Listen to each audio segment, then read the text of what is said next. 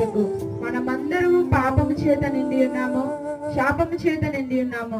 మనందరినీ పాపం నుండి విడిపించుటకే ప్రభు పరలోకం నుండి దిగి మొదటి రాకడగా భూలోకానికి వచ్చిన్నాడు. ఆయన చేసిన ఆ పనిని ముగించున్నాడు, సమాప్తం చేస్తున్నాడు.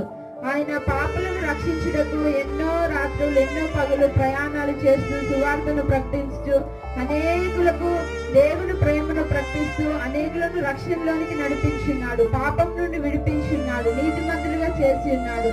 మనమందరము పాపం చేత నిండి ఉన్నప్పుడు మన ప్రభు అయిన దేవుడు మన కొరకు ఈ లోకానికి వచ్చి దేవుడు కలువరి శిలువలో మరణించి మనల్ని పాపం నుండి విడిపించున్నాడు. ఆయన చేసిన పనిని ముగించుకున్నాడు. ఆయన దేవుని పని చేయడానికి ఈ లోకానికి వచ్చిన్నాడు. ఆ పనిని దేవుడు ముగించుకొని ఉన్నాడు. మనమైతే ఒక్కోసారి పనులు మొదలు పెడతాం కానీ ఆ పనులను సమాప్తం చేయలేము, ముగించలేము. కానీ ప్రభు అయిన దేవుడు